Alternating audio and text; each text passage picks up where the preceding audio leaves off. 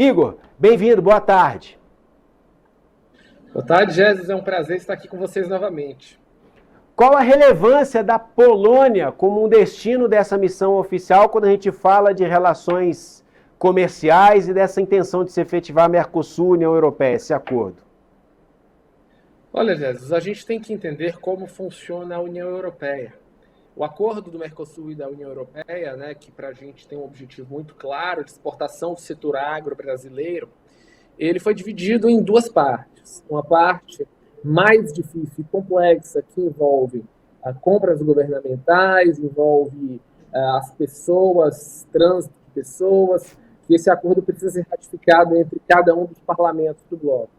A parte comercial, que do ponto de vista financeiro e até agora, em um mundo pós-Trump é mais importante, ela precisa ser ratificada apenas no Conselho Europeu, né, e no Parlamento Europeu, ou seja, os líderes e o Parlamento, o que é muito mais fácil do que todos os 27 parlamentos. Por que a Polônia é importante? Porque a Polônia ela é um dos chamados países frígidos, aqueles países que são muito céticos com o Mercosul e a União Europeia, o acordo do Mercosul e a União Europeia, que tem uma produção agrícola muito forte. Né? A Polônia é um grande produtor de grãos, né? E muitas vezes até rivaliza, e foi um dos críticos da liberação de grãos indiscriminados da Ucrânia dentro da União Europeia, porque pegou muito sua produção. Então, o objetivo é mostrar que o acordo não vai ser tão nocivo para a Polônia, principalmente agora, que ela não tem essa capacidade de exportar para os Estados Unidos. Né? Basicamente, está tudo, essas tarifas estão tão altas que fica muito difícil as exportações.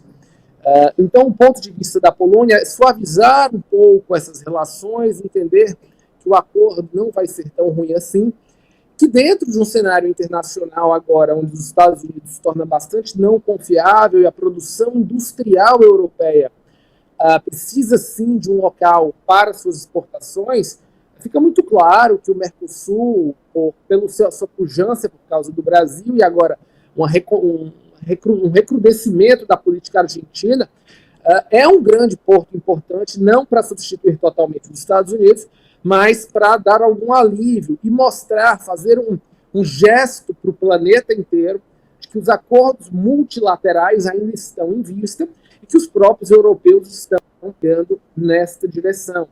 Lembrando também que depois da Polônia, a gente vê os novos países que vão entrar na União Europeia nos próximos anos. Então a gente está falando de Geórgia, Montenegro, talvez até o Kosovo, dependendo. O grande ponto é que o leste europeu é uma fronteira que não está no acordo hoje, mas a partir do momento que a União Europeia expande suas fronteiras, entra. Da mesma maneira a Bolívia, né? A Bolívia não participou do acordo, mas eventualmente também vai entrar, já que ela está sendo agora ratificada no Mercosul. Então, é importante para a nossa exportação agro, já que vai sofrer um baque com os Estados Unidos, é importante para a produção industrial europeia, lembrando que a Polônia hoje é um dos países que mais cresce na Europa, o PIB dela está passando agora a Suécia, né? Então é uma nova potência por causa da União Europeia, dos fundos de coesão. E para a gente é muito importante que essa comitiva mostre para os europeus que vai ser um jogo de ganha-ganha, principalmente agora com o mundo de tarifas altas pós-Trump. Considerando a presidência rotativa da Polônia, da União Europeia, qual o poder de influência que a Polônia tem sobre as demais nações da Europa? A gente vê aí, então, como você explicou para a gente, um potencial na relação bilateral Brasil-Polônia, mas o que essa visita à Polônia pode significar em termos de expansão comercial para o restante da Europa e para a efetivação do acordo Mercosul-União Europeia? A presidência da Polônia significa a marcação de pauta, né? Então, tal como a gente vê aqui no Congresso Brasileiro, o presidente marca a pauta e pode acelerar o processo. Então, isso é importante para mostrar a relevância do processo e que o o presidente polonês, o primeiro-presidente, né, no caso, eles precisam avançar nessa pauta. Acredito que isso vai ser possível, acho que a Polônia está bastante adequada à situação do Mercosul da União Europeia. Eles entendem que esse acordo é importante para todo o bloco, mas apesar da sua presidência e demarcação de pauta, a realidade é que a União Europeia ainda tem um corpo político muito forte, decidido pela França e pela Alemanha.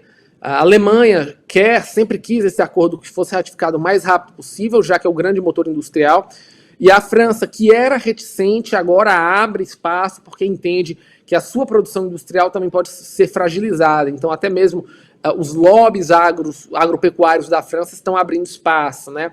A Itália, que ficou um pouco em cima do muro, e também é importante na União Europeia, já abre espaço para isso.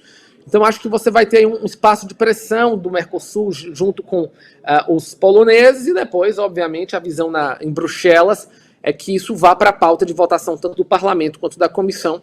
E até o final do ano, se esse acordo for ratificado, a gente entra em vigor no ano que vem. Nos próximos 4 a 5 anos, mais de 90% dos produtos que a gente exporta para lá e que eles exportam para cá vão ter tarifa zero. Totalmente o contrário do modelo de Donald Trump, facilitando para o setor agro brasileiro, facilitando não só o comércio exterior dos dois lados, mas também facilita a questão de investimento direto estrangeiro nas duas pontas, porque isso é fundamental para a criação de novas fábricas, para o aumento de emprego e principalmente para o desenvolvimento de novas tecnologias no Mercosul.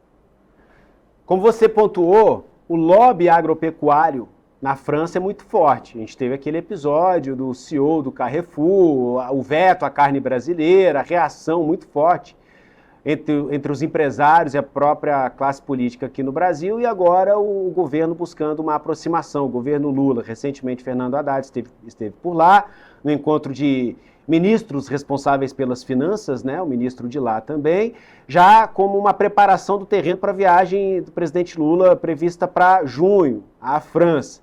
E você destacou que os grandes tomadores de decisão, no final das contas, são França e Alemanha. E a gente vê aqui que nesse destino estratégico, nessa missão estratégica aqui, essas nações, França e Alemanha, não entram aqui nessa missão específica. A gente vê aqui, como a gente pontua, a Polônia, mas também Bélgica e Portugal. A gente pode dizer que o Brasil está buscando cercar a França e a Alemanha, buscando se aliar, se aproximar com os países que cercam esses dois países ali? Olha, atualmente o presidente da Comissão Europeia, né, o presidente do Conselho Europeu, desculpe, é Antônio Costa, que é um português. Então, isso sempre foi um defensor do acordo, então isso é muito positivo. Antônio Costa vem defendendo do Conselho Europeu, que reúne os líderes de uma maneira muito clara sobre isso, né? Então, eu acho que a visita a Portugal envolve também Antônio Costa e o seu próprio partido, o Partido Socialista, e também um outro ponto: Portugal é a porta de entrada para os exportadores brasileiros e para os investidores brasileiros na União Europeia. Então, acho que isso sim tem um valor simbólico muito forte. Isso faz com que o Brasil seja uma ponta de referência dentro do projeto europeu além-mar, né, que eles chamam. E eu não vejo como uma espécie de tentar cercear a Alemanha e França. Acho que essas conversas já estão bastante avançadas. Acho que o fato de ir a Bruxelas, que é a capital da União Europeia, é onde as decisões são tomadas e onde todos os líderes e representantes dos países estão lá. Então, acho que muito mais importante do que visitar a França e a Alemanha é visitar Bruxelas e se reunir com os líderes dos países, os representantes dos partidos políticos no Congresso, no Parlamento Europeu, e tentar convencer para que essa pauta do acordo seja colocada o mais rápido possível na votação do Parlamento e logo depois na votação do Conselho, para que isso se torne uma realidade. Então, meu ponto de vista é muito claro, que é importante Portugal, é importante a Polônia, acho que sim tem uma questão de raízes, mas muito mais decisão que o Brasil e outros agentes do Mercosul e também os apoiadores, os países apoiadores desse acordo, inclusive que incluem não só a Alemanha, mas também a França, a Espanha, Portugal, que são os maiores apoiadores, para que isso vá para a pauta. Acho que o objetivo é esse,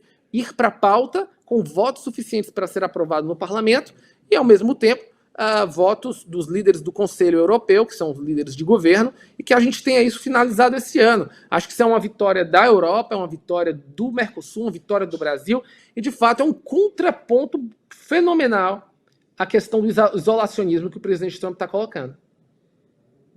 Economista, PhD em Relações Internacionais e Geoeconomia pela Universidade de Lisboa, Portugal. Agradeço demais pela participação mais uma vez aqui no Poder Expresso. Até a próxima. Muito obrigado e até a próxima a todos.